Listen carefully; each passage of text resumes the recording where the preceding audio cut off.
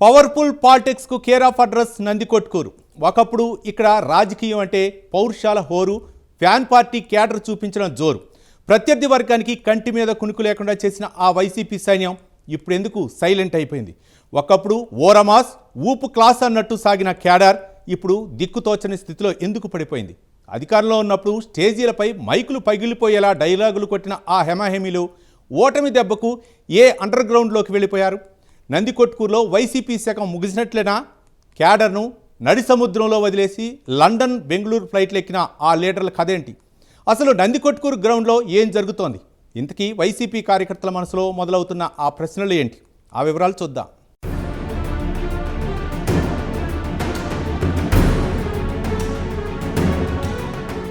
నంద్యాల జిల్లా నందికొట్కూరు వైఎస్ఆర్ కాంగ్రెస్ పార్టీలో ఇప్పుడు కనిపిస్తున్న నిశ్శబ్దం సాధారణమైనది కాదు. ఇది తుఫాన్ ముందొచ్చే ప్రశాంతత అస్సలు కాదు. ఒక బలమైన సామ్రాజ్యం నిలువున కుప్పకూలుతోందనడానికి లైవ్ ఎగ్జాంపుల్. ఒకప్పుడు బైరెడ్డి సిద్ధార్థ్ రెడ్డి పేరు చెబితే నియోజకవర్గం ఊగిపోయేది. ఆ దూకుడు, ఆ క్రేజ్, ఆ కట్ చూస్తే 2024 ఎన్నికల వేళ సీట్ల సర్దుబాటు, సిట్టింగ్ ఎమ్మెల్యే తొగురు ఆర్థర్ ఎగ్జిట్తో ఒక్కసారిగా బ్రేకులు పడ్డాయట. ఆ దెబ్బే ఈరోజు క్యాడర్ను కోమాలోకి నెట్టేసిందంట. రాజకీయాల్లో లోకల్ నాడి తెలియకపోతే ఎంతటి ఘోరమైన పతనం ఉంటుందో నందికొట్కూరు నిరూపించిందంట. గ్రౌండ్ రియాలిటీతో సంబంధం లేని, స్థానిక కార్యకర్తలకు ముఖ పరిచయం కూడా లేని డాక్టర్ సుధీర్ను అకస్మాత్తుగా స్క్రీన్పైకి తేవడం సొంత గోతిని తవ్వుకోవడమే అయిందంట. బైరెడ్డి సిద్ధార్థ్ రెడ్డి నడిపించిన ఈ పారాచూట్ రాజకీయం పార్టీ కొంపముంచింది. ఫలితం ఎన్నికల్లో ఘోర పరాజయం. మరి ఓడిన తర్వాతైనా కార్యకర్తలకు ధైర్యం చెప్పారా అంటే అదీ లేదని అంటున్నారు.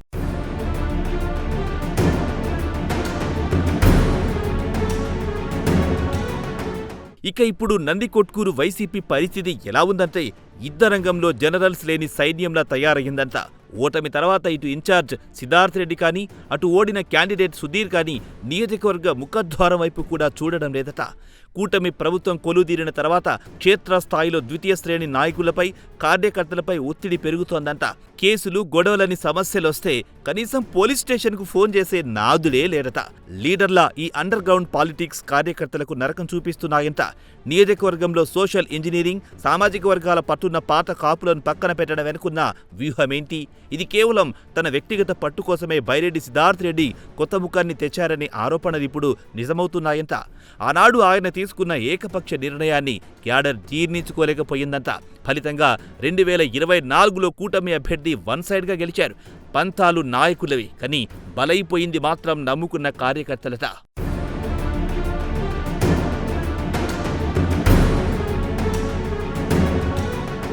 ఇకపోతే ప్రజాస్వామ్యంలో ఓటమి శాశ్వతం కాదు. కానీ ఓడిపోగానే కార్యకర్తలను నడి సముద్రంలో వదిలేసి లీడర్లు చుట్టపు చూపుగా కూడా రాకపోవడం దారుణం.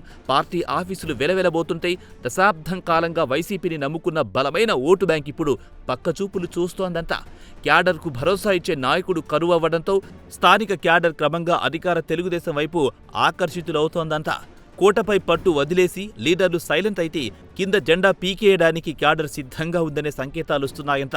రాబోయే పంచాయతీ, మున్సిపల్ ఎన్నికలు ముంగిట్లోనే ఉన్నాయి. సాధారణంగా ఈ టైంలో రాజకీయాలు హీటెక్కాలి. కానీ నందికొట్కూరులో వైసీపీ చాప్టర్ క్లోజ్ అయ్యిందా అన్నట్టుంది సీన్. ఇదే నిస్తేజం, ఇదే లీడర్ల నిర్లక్ష్యం ఇంకొన్ని రోజులు కొనసాగితే రాబోయే లోకల్ బాడీ ఎన్నికల నాటికి నందికొట్కూరులో వైఎస్ఆర్ కాంగ్రెస్ పార్టీ బోర్డు తిప్పేయడం ఖాయం. ఇక్కడ వైసీపీ శకానికి ఎన్కార్ పడడం ఖాయమని రాజకీయ విశ్లేషకులు జోస్యం చెబుతున్నారు.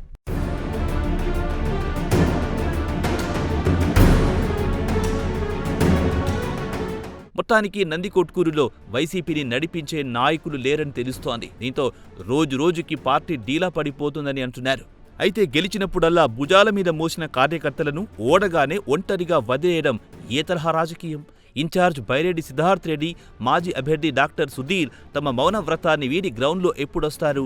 అసలొస్తారా, లేక నందికొట్కూరును పూర్తిగా వదిలేశారా అనే ప్రశ్న ఇప్పుడు నందికొట్కూరు వైసీపీ క్యాడర్లో కనిపిస్తోంది. కనీసం స్థానిక సంస్థల ఎన్నికల్లోపే అధిష్టానం జోక్యం చేసుకుని నందికొట్కూరు వైసీపీకి సర్జరీ చేయకపోతే అక్కడ ఫ్యాన్ రెక్కలు శాశ్వతంగా విరిగిపోవడం ఖాయంగా కనిపిస్తోంది. మరి నందికొట్కూరు రాజకీయాల్లో నెక్స్ట్ సీన్ ఏం జరగబోతుందో వైసీపీ కార్యకర్తలతో పాటు మనము వేచి చూడాల్సిందే.